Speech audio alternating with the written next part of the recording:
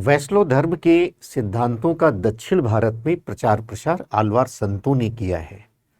वैष्णव धर्म के जो भी सिद्धांत हैं उनको बड़ी सरल भाषा में, सहज भाषा में भगवान राम के बारे में, भगवान कृष्ण के बारे में और जो 10 अवतार आपने पढ़े हैं उनके बारे में उन्होंने वहाँ के लोगों को अवगत कराया, वहाँ की स्थानीय भाषा में प्रचार प्रसार किया जो वैष्णव धर्म के सिद्धांत हैं। तो आइए अब हम लोग आलवार संतों के बारे में जानते हैं। आलवार आलवार जो शब्द है, अगर इसका आप शाब्दिक अर्थ देखेंगे, शाब्दिक अर्थ, तो वो है ज्ञानी।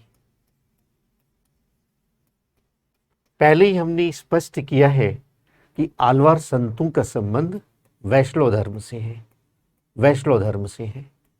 ये बात आपको ध्यान में रखना है। जब आप शैव धर्म का अध्ययन करेंगे तो वहाँ नैनारों की चर्चा होगी दक्षिण भारत के संदर्भ में। तो आलवार संत वैष्णव आचार्य हैं, वैष्णव संत हैं, ये बात आपको ध्यान में रखना है। ये वही वैष्णव धर्म है जिसको आप भागवत धर्म के नाम से भी जानते हैं, सात्वत धर्म के नाम से भी जानते हैं और पांचरात्र धर्म के नाम से भी जानते हैं। ये आलवार संत 6ठी शताब्दी से लेकर के और 9वीं शताब्दी तक विशेष रूप से सक्रिय रहते हैं दक्षिण भारत में, तमिल क्षेत्र में। तो इनका जो टाइम पीरियड है, इनका जो समय है, वो आपको ध्यान में रखना है।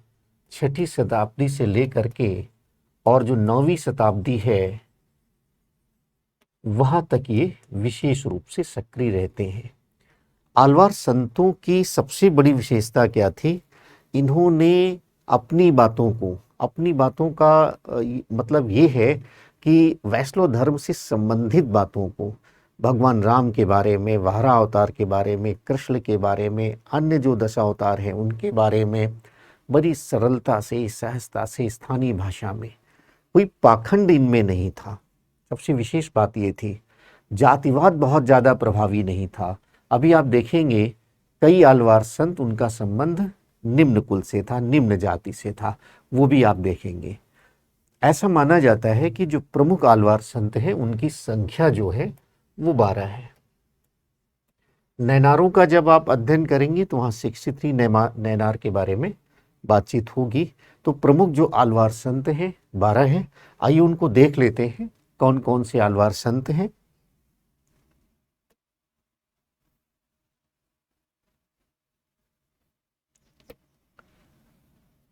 आलवार संतों की संख्या 12 थी। प्रमुख आलवार संतों में जो आरंभिक आलवार संत हैं उनमें 3 नाम आपको ध्यान में रखना है। एक तो पोएगई, पूडम, पेय। साउथ इंडिया से रिलेटेड है।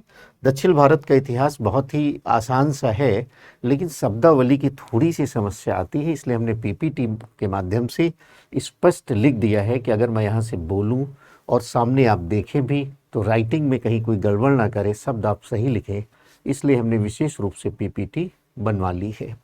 आगे आप देखेंगे जो दूसरे अन्य आलवार संत हैं उनका नाम है तिरुमलिसई, और ये पल्लव नरेश महेंद्र वर्मन के समय में से इनका संबंध था।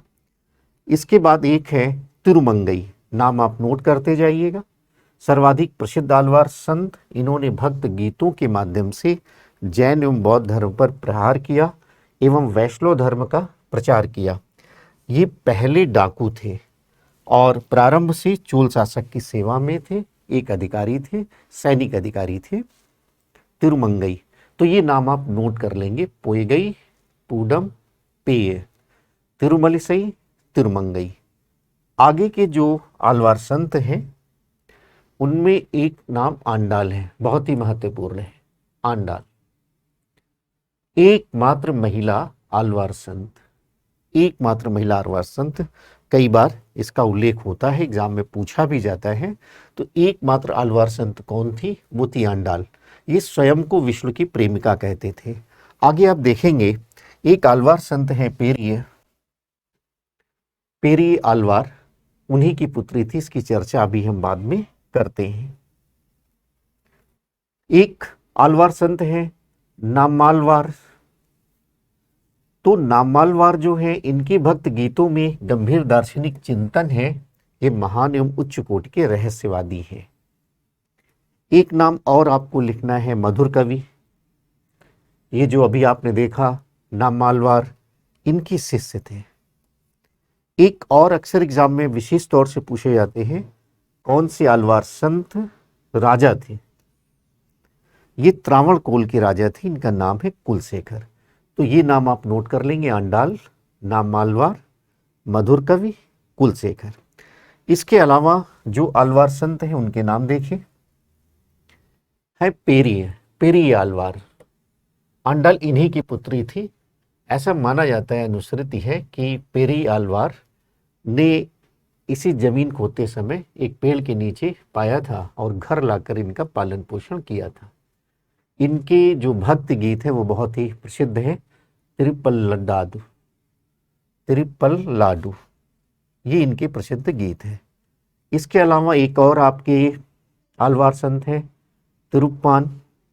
इनका संबंध किसी निम्न कुल से था। जैसे हमने पहले भी चर्चा किया है कि जातिवाद का बहुत ज़्यादा प्रभाव नहीं था। इनकी श्रद्धा एवं भक्ति से प्रसन्न होकर भगवान रंगनाथ ने मंदिर के पुजारी को यह आदेश दिया कि वह अपने कंधे पर बैठाकर इसे भगवान के समक्ष उपस्थित करे। ऐसा उल्लेख मिलता है।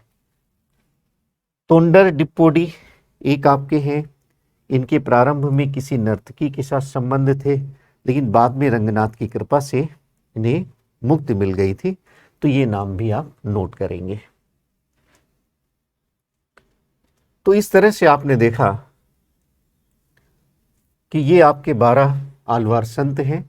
पोयगई, पूडम, पेय, तिरुमलिसई, तिरुमंगई, ये सब नाम नोट कर लेंगे। आंडाल, नामलवार, मधुर कवि, कुलशेखर। पेरिय, तिरुप्पान, तोंडर, डिप्पोडी, तो ये आपके 12 आलवार संत हैं। 9वीं शताब्दी तक इनका विशेष प्रभाव था। बाद में जो वैष्णव धर्म के प्रचार प्रसार का कार्य है वो वैष्णव आचार्य करते हैं, और उनमें से पहले जो वैष्णव आचार्य हैं वो नाथ मुनि हैं। आप रामानुजाचार्य का नाम पढ़ते हैं, वह भी बहुत प्रभावी थे दक्षिण भारत में, विशेष तौर से तमिल क्षेत्र में। विशिष्टाद्वैत का दर्शन आप पढ़ते हैं, वही रामानुजाचार्य की बात कर रहे हैं। और उनके प्रभाव से पल्लव शासकों ने वैष्णव धर्म की प्रचार प्रसार में बहुत ज़्यादा योगदान किया। महामल्लपुरम जो आप चर्चा में रहता है, जिसको आप महाबलीपुरम के नाम से जानते हैं, वहाँ पर अनेक मंदिरों का इन शासकों ने निर्माण कराया था।